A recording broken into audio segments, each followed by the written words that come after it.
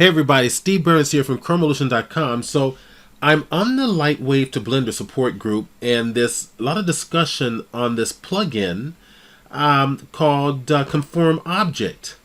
And one of the users had asked, how was this done?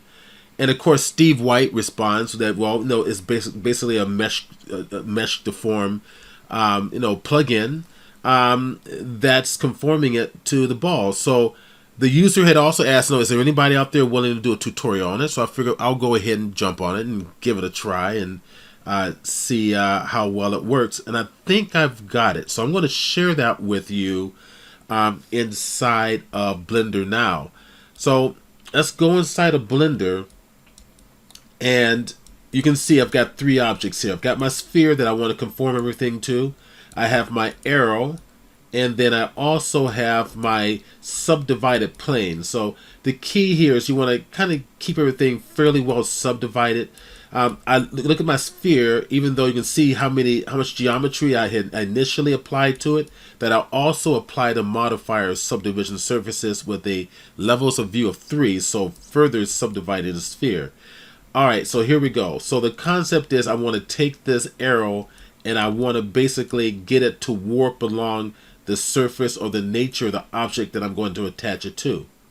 Alright, so the first thing I'm going to do is I'm going to think about not the arrow warping, but instead using the plane to warp, and using the plane as a proxy for warping the arrow, so to speak. Alright, so let's go ahead and take the plane. I'm going to go to my side view here.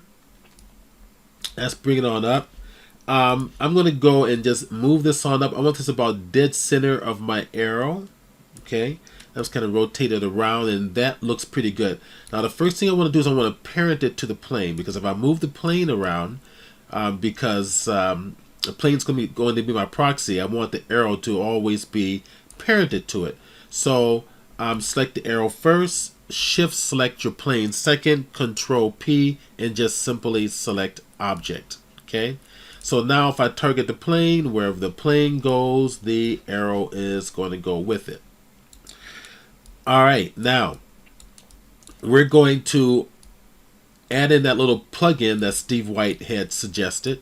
So I'm going to come over to my modifier, go to the deform section, and I'm going to come down here to surface deform. Alright, and I'm going to click it. And if you notice, I just made a mistake because I wasn't paying attention and didn't realize that I had the wrong object selected. So I'm going to delete this. I want the arrow object selected in this case. So I want the arrow thing to be affected by the deforming of the the plane, right? So we're going to target that arrow, drop it down, going down here to surface deform, and now we need to tell the plugin what object that we want this to be deformed with. So hit the eyedropper, and we're going to target the plane. Okay, now in order for this to work, we have to bind them both together, and that's what this little bind button is for. So click it, and it's bound. Alright, so how do we know it's bound? Alright, well, I'll tell you what, let's go grab the plane, let's go bring it on down, everything's parented together, and I'm going to add one more modifier now to the plane. And that modifier, as you probably would have guessed, is going to be a shrink wrap. Alright, so just to be safe, I'm going to hit Command A, make sure the rotation and scale is all set. I believe I already done it, but I get insecure sometimes. I want to do it again.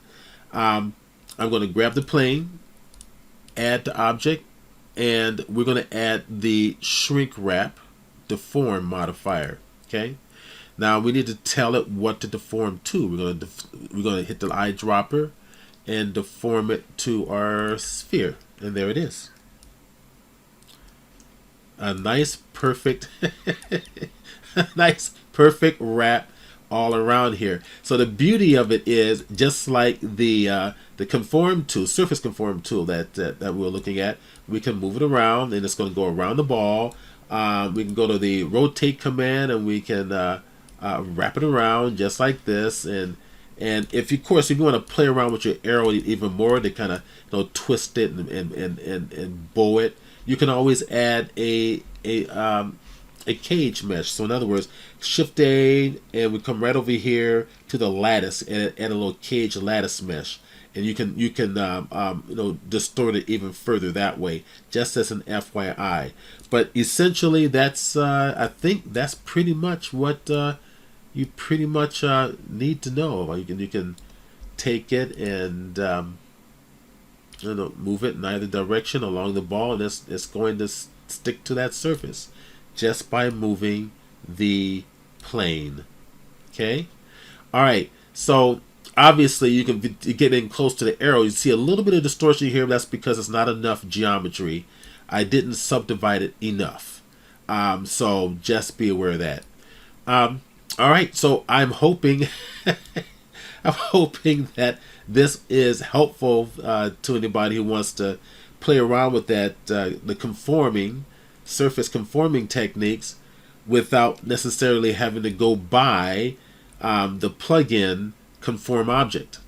Okay, and again, you can see how the arrow is bending here. You can, like I said, you can add a mesh cage around there to deform your object. Once again, you can just go ahead and add another object. Let me get out of here and go to there. We go. Our lattice object, and then you can use that to further monkey around with your arrow if you so choose. All right, that was it. Thought I would share that with everybody, so hopefully this was helpful. And more to come. Steve Burns from ChromeIllusion.com signing off.